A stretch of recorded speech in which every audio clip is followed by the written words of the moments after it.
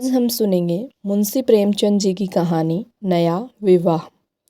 हमारी देह पुरानी है, लेकिन इसमें सदैव नया रक्त दौड़ता रहता है। नए रक्त के प्रवाह पर ही हमारे जीवन का आधार है। पृथ्वी की इस चिरंतन व्यवस्था में यह नयापन उसके एक एक अणु में, एक एक कण में, तार में बसे हुए स्वरों की भांति गूंजता रहता है। और यह 100 साल की बुढ़िया आज भी नवेली दुल्हन बनी हुई है। जब से लाला डंगामल ने नया विवाह किया है, उनका यौवन नए सिरे से जाग उठा है। जब पहली स्त्री जीवित थी, तब वे घर में बहुत कम रहती थी। प्रातः से 10-11 बजे तक तो पूजा पाठ ही करते रहते थे। फिर भोजन करके दुकान चले जाते। वहां से 1 बजे रात लौटते और थके मांदे सो जाते। यदि लीला कभी कहती जरा और सवेरे आ जाया करो, तो बिगड़ जाती और कहती तुम्हारे लिए क्या दुकान छोड़ दूं या रोजगार बंद कर दूं। यह वह जमाना नहीं है कि एक लोटा जल चढ़ाकर लक्ष्मी प्रसन्न कर ली जाए। आज उनकी चौखट पर माथा रगड़ना पड़ता है, तब भी उनका मुंह सीधा नहीं होता। लीला बेचारी चुप हो जाती। अभी 6 महीने की बात है। लीला को ज्वर चढ़ा हुआ था। लाला जी दुकान जाने लगे, तब उसने डरते डरते कहा, देखो मेरा जी अच्छा नहीं है, जरा सवेरे आ जाना। डंगामल ने पगड़ी उतारकर खूंटी पर लटका दी और बोले, अगर मेरे बैठे रहने से तुम्हारा जी अच्छा हो जाए तो मैं दुकान न जाऊंगा। लीला हताश होकर बोली, मैं दुकान जाने को तो नहीं मना करती, केवल जरा सवेरे आने को कहती हूँ। तो क्या दुकान पर बैठा मौज किया करता हूँ? लीला इसका क्या जवाब देती? पति का यह स्नेहहीन व्यवहार उसके लिए कोई नई बात न थी। इधर कई साल से उसे इसका कठोर अनुभव हो रहा था कि उसकी इस घर में कद्र नहीं है। वह अक्सर इस समस्या पर विचार भी किया करती, पर वह अपना कोई अपराध न पाती। वह पति की सेवा अब पहले से कहीं ज्यादा करती, उनके कार्यभार को हल्का करने की बराबर चेष्टा करती रहती, बराबर प्रसन्नचित्त रहती, कभी उनकी इच्छा के विरुद्ध कोई काम नहीं करती। अगर उसकी जवानी ढल चुकी थी, तो उससे इसमें उसका क्या अपराध था? किसकी जवानी सदैव स्थिर रहती है? अगर अब उसका स्वास्थ्य उतना अच्छा न था, तो उसमें उसका क्या दोष? उसे बेकसूर क्यों दंड दिया जाता है? उचित तो यह था कि 25 साल का साहचर्य अब एक गहरी मानसिक और आत्मिक अनुरूपता का रूप धारण कर लेता, जो दोष को भी गुण बना लेता है। तो पके फल की तरह ज्यादा रसीला, ज्यादा मीठा, ज्यादा सुंदर हो जाता है। लेकिन लाला जी का वाणिक हृदय हर एक पदार्थ को वाणिज्य की तराजू में तोलता था। बूढ़ी गाय जब न दूध दे सकती है न बच्चे, तब उसके लिए गौशाला ही सबसे अच्छी जगह है। उनके विचार में लीला के लिए इतना ही काफी था कि घर की मालिक बनी रहे, आराम से खाए और पड़ी रहे। उसे अख्तियार है, चाहे जितने जेवर बनवाए, चाहे जितना स्नान व पूजा करे, केवल उनसे दूर रहे। मानव प्रकृति की जटिलता का एक रहस्य यह था कि डंगामल जिस आनंद से लीला को वंचित रखना चाहते थे, जिसकी उसके लिए कोई जरूरत ही न समझते थे, खुद उसी के लिए सदैव प्रयत्न करते रहते थे। लीला 40 वर्ष की होकर बूढ़ी समझ ली गई थी, किंतु वे 43 के होकर अभी जवान ही थे, जवानी के उन्माद और उल्लास से भरी हुए। लीला से अब उन्हें एक तरह की अरुचि होती थी, और वह दुखिया जब अपने त्रुटियों का अनुभव करके प्रकृति के निर्दय आघातों से बचने के लिए रंग व रोगन की आड़ लेती, तब लाला जी उसके बुढ़े नखरों से और भी घृणा करने लगते। वे कहते, वाह हरि तृष्णा, 7 लड़कों की तो माँ हो गई, बाल खिचड़ी हो गए, चेहरा धुले हुए फलालेन की तरह सिकुड़ गया, मगर आपको अभी महावर, सिंदूर, मेहंदी और उबटन की हवस बाकी ही है। औरतों का स्वभाव भी कितना विचित्र है, न जाने क्यों बनाव सिंगार पर इतना जान देती है।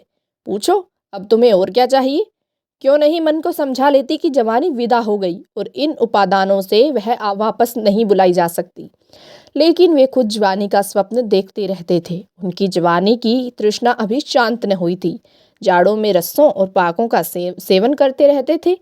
हफ्ते में 2 बार खिजाब लगाते और एक डॉक्टर से मंकिंगलैंड के विषय में पत्र व्यवहार कर रहे थे।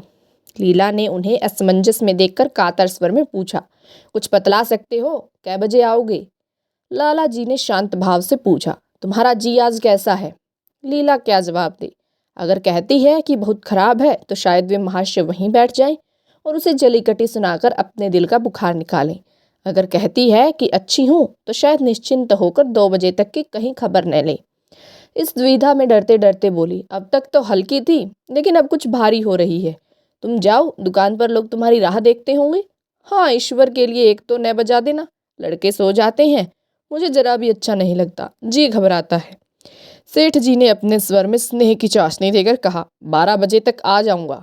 लीला का मुख धूमिल हो गया। उसने कहा, 10 बजे तक नहीं आ सकते? 11:30 से पहले किसी तरह नहीं। नहीं, 10:30। अच्छा, 11 बजे।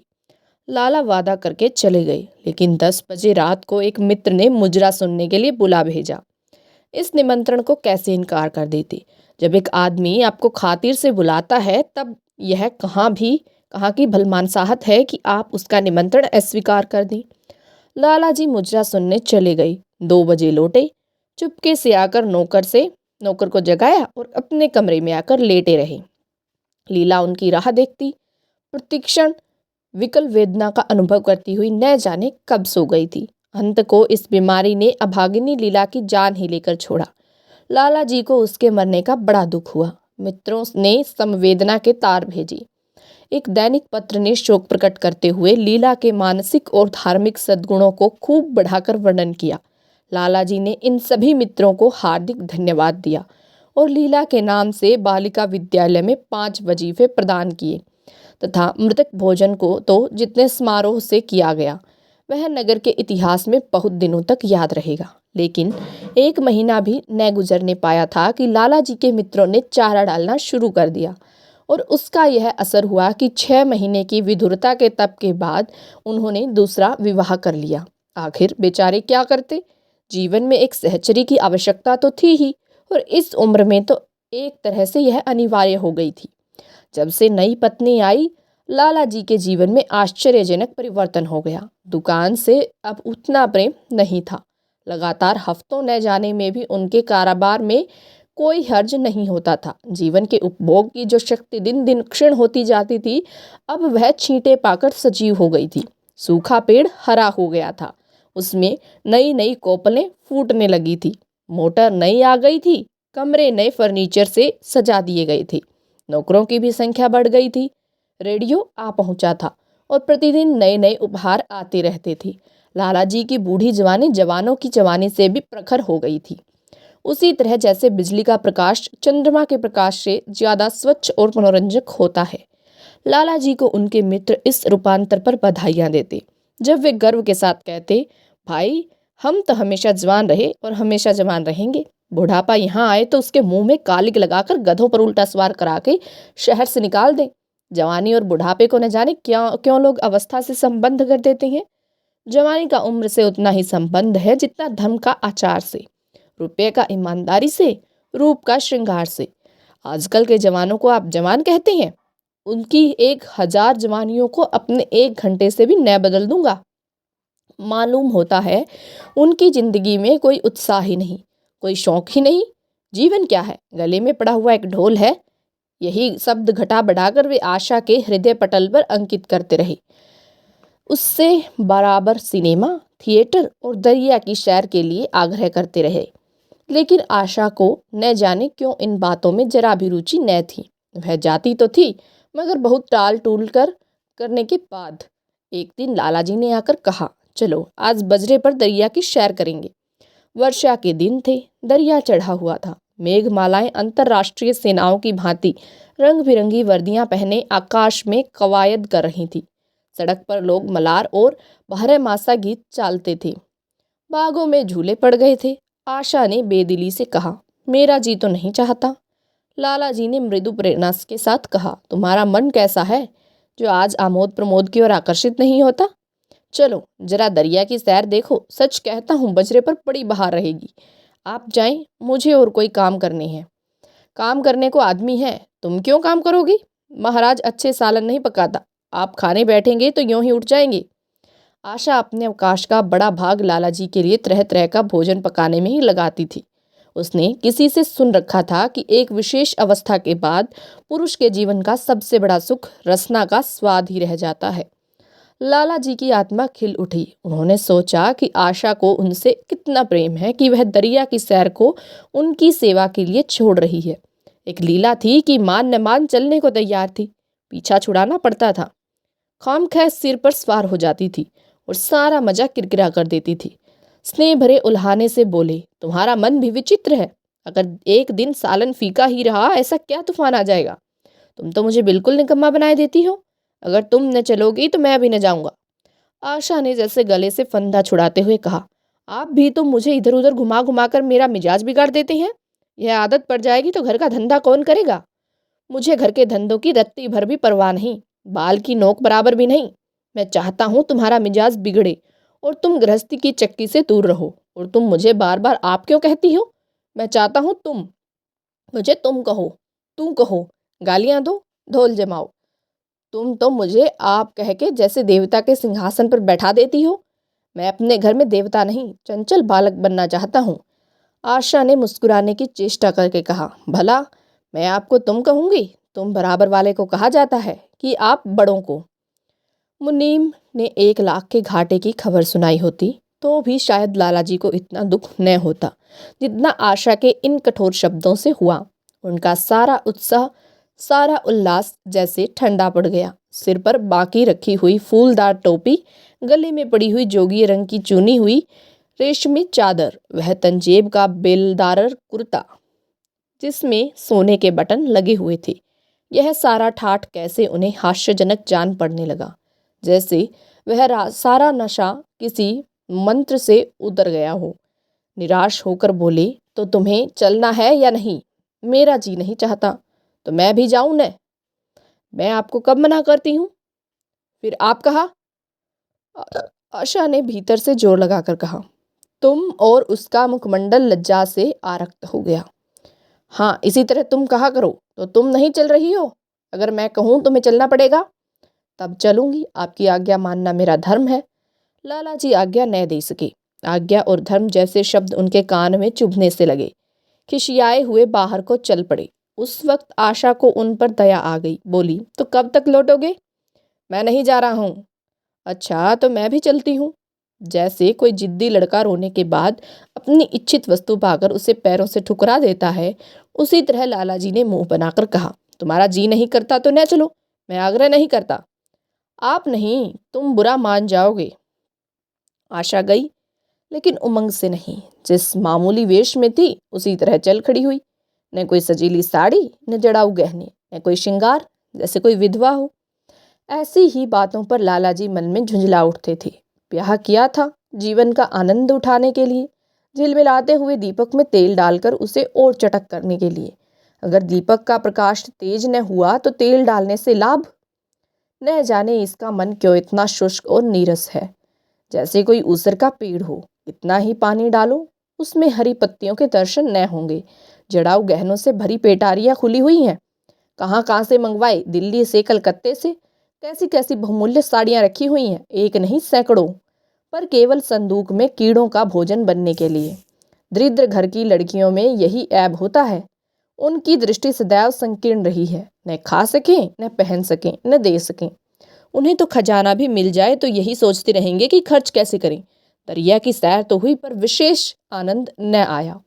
कई महीने तक आशा की मनोवृत्तियों को जगाने का असफल प्रयत्न करके लाला जी ने समझ लिया कि इसकी पैदाइश ही मुहर्रमी है, लेकिन फिर भी निराश न हुए।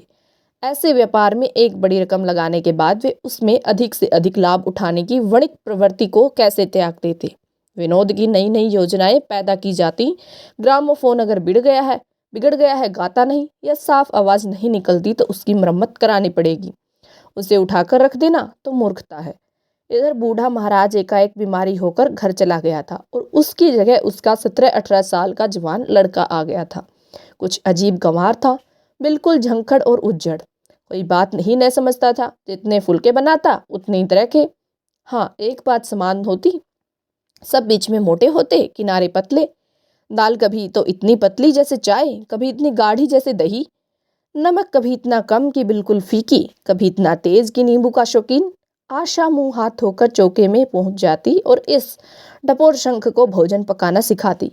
एक दिन उसने कहा, तुम कितने नालायक आदमी हो जुगल। आखिर इतनी उम्र तक तुम घास खोदते रहे या पहाड़ को झोंकते रहे कि फुलके तक नहीं बना सकते? जुगल आंखों में आंसू भरकर कहता, बहू जी, अभी मेरी उम्र ही क्या है, 17वां ही तो पूरा हुआ है। आशा को उसकी बात पर हंसी आ गई। उसने कहा, तो रोटियां पकाना क्या 10-5 साल में आता है? आप 1 महीना सिखा दे बहू जी, फिर देखिए मैं आपको कैसे फुलके खिलाता हूँ कि जी खुश हो जाए। जिस दिन मुझे फुलके बनाने आ जाएंगे मैं आपसे कोई इनाम लूंगा। सालन तो अब मैं कुछ कुछ बनाने लगा हूँ। क्यों? आशा ने हौसला बढ़ाने वाली मुस्कुराहट के साथ कहा, सालन नहीं, वो बनाना आता है। अभी कल ही नमक इतना तेज था कि खाना न गया। मसाले में कचांधा आ रही। मैं जब सालन बना रहा था तब आप यहाँ कब थी? अच्छा, तो मैं जब यहाँ बैठी रहूं तब तुम्हारा सालन बढ़िया पकेगा। आप बैठी रहती हैं तब मेरी अकल ठिकाने रहती है। आशा को जुगल की इन भोली बातों पर खूब हंसी आ रही थी। हंसी को रोकना चाहती थी पर वह इस तरह निकल पड़ती थी जैसे भरी बोतल उड़ेल दी गई हो। और मैं नहीं रहती तब? तब तो आपके कमरे के द्वार पर जा बैठता हूँ, वहां बैठकर अपनी तकदीर को रोता हूँ। आशा ने हंसी को रोककर पूछा, क्यों रोते क्यों हो? यह न पूछिए बहू जी, आप इन बातों को नहीं समझेंगी। आशा ने उसके मुंह की ओर प्रश्न की आंखों से देखा। उसका आश्य कुछ तो समझ गई पर न समझने का बहाना किया। तुम्हारे दादा आ जाएंगे तब तुम चले जाओगे। और क्या करूंगा बहू जी? यहाँ कोई काम दिलवा दीजिएगा तो पड़ा रहूंगा। मुझे मोटर चलाना सिखवा दीजिए, आपको खूब सैर कराया करूंगा। नहीं नहीं बहू जी, आप हट जाइए, मैं पतीली उतार लूंगा। ऐसी अच्छी साड़ी है आपकी, कहीं कोई दाग पड़ जाए तो क्या होगा? आशा पतीली उतार रही थी। जुगल ने उसके हाथ से संडसी ले लेनी चाही। दूर रहो, फूहड़ हो तुम। कहीं पतीली पांव पर गिरा ली तो महीनों चीखोगे। जुगल के मुख पर उदासी छा गई। आशा ने मुस्कुराकर पूछा, क्यों, मुंह क्यों लटक गया सरकार का? जुगल रउआ सा होकर बोला, आप मुझे डांट देती हैं बहू जी, तब मेरा दिल टूट जाता है। सरकार कितना ही हुड़के, मुझे बिल्कुल ही दुख नहीं होता। आपकी नज़र कड़ी देखकर मेरा खून सर्द हो जाता है। आशा ने दिलासा दिया, मैंने तुम्हें डांटा तो नहीं, केवल यही तो कहा कि कहीं पतीली तुम्हारे पांव पर गिर पड़े तो क्या हो। हाथ ही तो आपका भी है, कहीं आपके ही हाथ से छूट पड़े तो? लाला डंगामल ने रसोई घर के द्वार पर आकर कहा, आशा जरा यहाँ आना। देखो तुम्हारे लिए कितने सुंदर गमले लाया हूँ, तुम्हारे कमरे के सामने रखे जाएंगे। तुम यहाँ धुएं धाकड़ में क्यों हलगाकर होती हो? इस लड़के से कह दो कि जल्दी महाराज को बुलाए, नहीं तो मैं कोई दूसरा आदमी रख लूंगा। महाराजों की कमी नहीं है, आखिर कब तक कोई रियायत करे? गधों को जरा भी तमीज नहीं आई। सुनता है जुगल? लिख दे आज अपने बाप को। चूल्हे पर तवा रखा हुआ था। आशा रोटियां बेलने में लगी थी। जुगल तवे के लिए रोटियों का इंतजार कर रहा था। ऐसी हालत में भला आशा कैसे गमले देखने जाती? उसने कहा, जुगल रोटियां टेढ़ी मेढ़ी बेल डालेगा। लाला जी ने कुछ चिढ़ कर कहा, अगर रोटियां टेढ़ी मेढ़ी बेलेगा तो निकाल दिया जाएगा। आशा अनसुनी करके बोली, 10-5 दिन में सीख जाएगा, निकालने की क्या जरूरत है? तुम आकर बतला दो गमले कहाँ रखे जाएं। कहती तो हूँ रोटियां बेलकर आई जाती हूँ। नहीं, मैं कहता हूँ तुम रोटियां मत बेलो। आप तो ख्वामख्वाह जिद करते हो। लाला जी सन्नाटे में आ गई। आशा ने कभी इतनी रुखाई से उन्हें जवाब न दिया था, और यह केवल रुखाई न थी, इसमें कटुता भी थी। लज्जित होकर चले गए। उन्हें ऐसा क्रोध आ रहा था कि इन गमलों को तोड़कर फेंक दे और सारे पौधों को चूल्हे में डाल दे। जुगल ने सहमे हुए स्वर में कहा, आप चली जाएं बहू जी, सरकार बिगड़ जाएंगे। बको मत, जल्दी जल्दी फुलके सेको, नहीं तो निकाल दिए जाओगे। राज मुझसे रुपए लेकर अपने लिए कपड़े बनवा लो। भिखमंगों की सी सूरत बनाए घूमते हो। और बाल क्यों इतने बढ़ा रखे हैं? तुम्हें नाई भी नहीं जुड़ता? जुगल ने दूर की बात सोची, बोला, कपड़े बनवा लूं तो दादा को हिसाब क्या दूंगा? अरे पागल, मैं हिसाब में नहीं देने कहती, मुझसे ले लेना। जुगल काहिलपन की हंसी हंसा, आप बनवाएंगी तो अच्छे कपड़े लूंगा। खद्दर के मलमल का कुर्ता, खद्दर की धोती, रेशमी चादर, अच्छा सा चप्पल। आशा ने मीठी मुस्कान से कहा, और अगर अपने दाम से बनवाने पड़े? तब कपड़े ही क्यों बनवाऊंगा। बड़े चालाक हो तुम। जुगल ने अपनी बुद्धिमत्ता का प्रदर्शन किया। आदमी अपने घर में सूखी रोटियां खाकर सो रहता है, लेकिन दावत में तो अच्छे अच्छे पकवान ही खाता है। वहां भी यदि सूखी रोटियां मिले तो वह दावत में जाए ही नहीं। यह सब मैं नहीं जानती। एक गाढ़े का कुर्ता बनवा लो और एक टोपी ले लो, हजामत के लिए 2 पैसे ऊपर से ले लो। जुगल ने मान करके कहा, रहने दीजिए, मैं नहीं लेता। अच्छे कपड़े पहनकर निकलूंगा तो आपकी याद आवेगी, सड़ियल कपड़े पहनकर तो और जी ले जलेगा। तुम स्वार्थी हो, मुफ्त के कपड़े लोगे और साथ ही बढ़िया भी। जब यहाँ से जाने लगूं तब आप मुझे अपना एक चित्र दीजिएगा। मेरा चित्र लेकर क्या करोगे? अपनी कोठरी में लगाऊंगा और नित्य देखा करूंगा। बस वही साड़ी पहनकर खिंचवाना जो कल पहनी थी, और वही मोतियों की माला भी। मुझे नंगी नंगी सूरत अच्छी नहीं लगती। आपके पास तो बहुत गहने होंगे, आप पहनती क्यों नहीं? तो तुम्हें गहने अच्छे लगते हैं? बहुत। लाला जी ने फिर आकर जलते हुए मन से कहा, अभी तक तुम्हारी रोटियां नहीं पकी जुगल। अगर कल से तूने अपने आप अच्छी रोटियां न पकाई तो मैं तुझे निकाल दूंगा। आशा ने तुरंत हाथ मुंह धोया और बड़े प्रसन्न मन से लाला जी के साथ गमले देखने चली। इस समय उसकी छवि में प्रफुल्लता की रौनक थी, बातों में भी जैसे शक्कर घुल गई हो।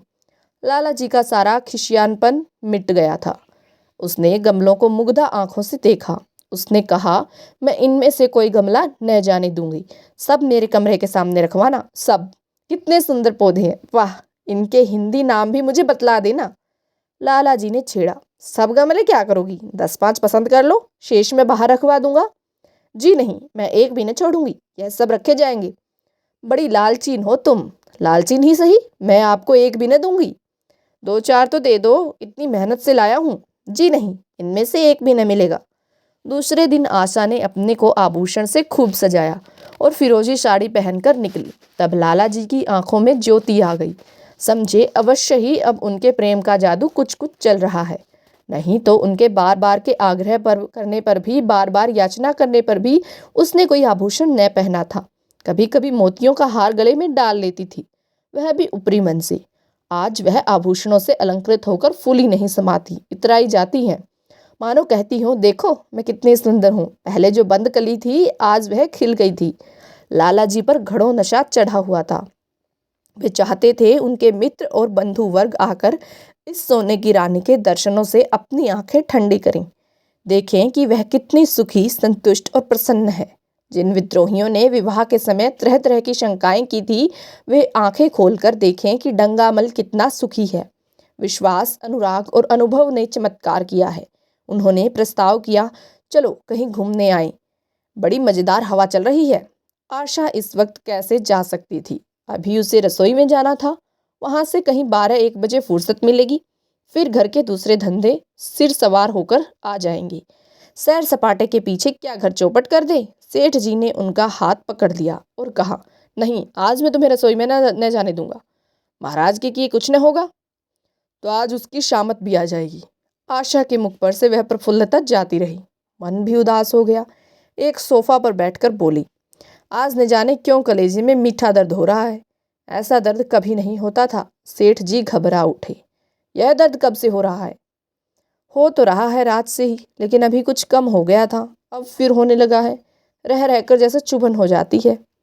सेठ जी एक बात सोचकर दिल ही दिल में फूल उठे। अब वे गोलियां रंग ला रही है। राजवैद्य जी ने कहा भी था कि जरा सोच समझ कर इनका सेवन कीजिएगा। क्यों न हो, खानदानी वैद्य हैं। इनके बाप बनारस के महाराज के चिकित्सक थे।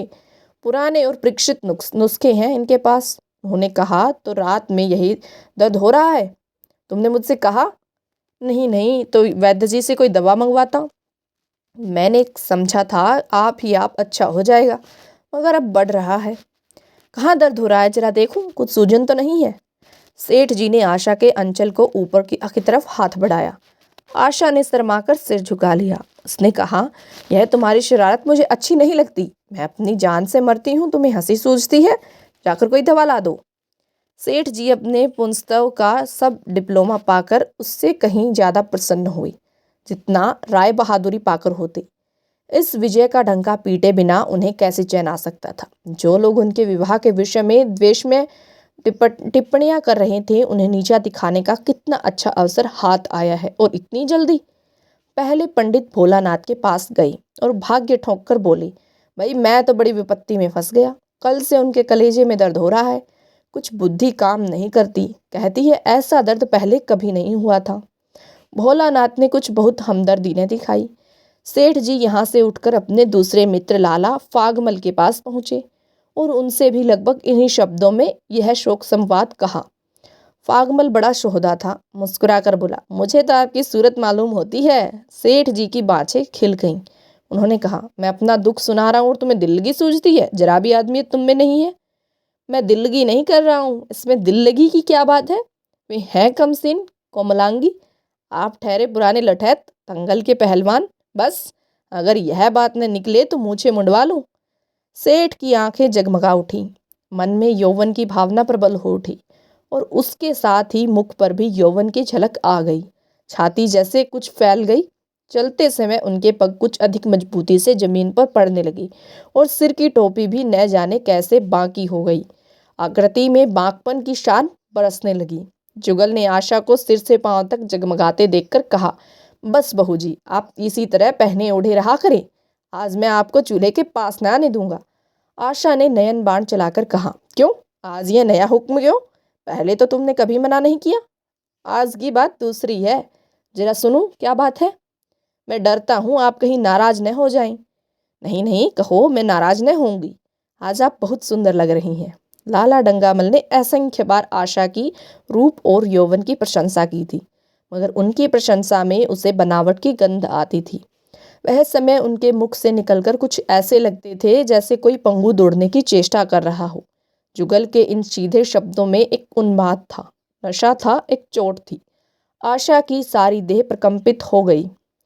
तुम मुझे नजर लगा दोगे जुगल? इस तरह क्यों घूरते हो? जब यहाँ से चला जाऊंगा तब आपकी बहुत याद आएगी। रसोई पकाकर तुम सारा दिन क्या किया करते हो, दिखाई नहीं देते? सरकार रहते हैं इसीलिए नहीं आता। फिर अब तो मुझे जवाब मिल रहा है, देखिए भगवान कहाँ ले जाते हैं। आशा की मुख मुद्रा कठोर हो गई। उसने कहा, कौन तुम्हें जवाब देता है? सरकार ही तो कहती है तुझे निकाल दूंगा। अपना काम किया जाओ, कोई नहीं निकालेगा। अब तो तुम फुलके भी अच्छे बनाने लगे। सरकार हैं बड़े गुस्सेवर, 2-4 दिन में उनका मिजाज ठीक किए देती हूँ। आपके साथ चलते हैं तो आपके बाप से लगते हैं। तुम बड़े मुंहफट हो, खबरदार जबान संभाल कर बात किया करो। किंतु अप्रसन्नता का यही झीना आवरण उनके मनोहर रहस्य को न छिपा सका। वह प्रकाश की भांति उसके अंदर से निकल पड़ता था। जुगल ने फिर उसी निर्भीकता से कहा, मेरा मुंह कोई बंद कर ले, यहाँ यो सभी यही यही कहते हैं। मेरा ब्याह कोई 50 साल की बुढ़िया से कर दे तो मैं घर छोड़कर भाग जाऊं, या तो खुद जहर खा लूं या उसे जहर देकर मार डालूं, फांसी ही तो होगी। आशा उस कृत्रिम क्रोध को कायम न रख सकी। जुगल ने उसकी हृदय वीणा के तारों पर मिजारब की ऐसी चोट मारी थी कि उसके बहुत जब्त करने पर भी मन की व्यथा बाहर निकल आई। उसने कहा, भाग्य भी तो कोई वस्तु है, ऐसा भाग्य जाए भाड़ में। तुम्हारा ब्याह किसी बुढ़िया से ही करूंगी, देख लेना। तो मैं भी जहर खा लूंगा, देख लीजिएगा। क्यों, बुढ़िया तुम्हें जवान स्त्री से ज़्यादा प्यार करेगी, ज़्यादा सेवा करेगी, तुम्हें सीधे रास्ते पर रखेगी। यह सब काम माँ का है। बीवी जिस काम के लिए है उसी काम के लिए है। आखिर बीवी किस काम के लिए है? मोटर की आवाज़ आई। न जाने कैसे आशा के सिर का अंचल खिसक कर कंधों पर आ गया। उसने जल्दी से अंचल खींचकर सिर पर कर लिया और यह कहती हुई अपने कमरे की ओर लपकी कि लाला भोजन करके चले जाएं तब आना।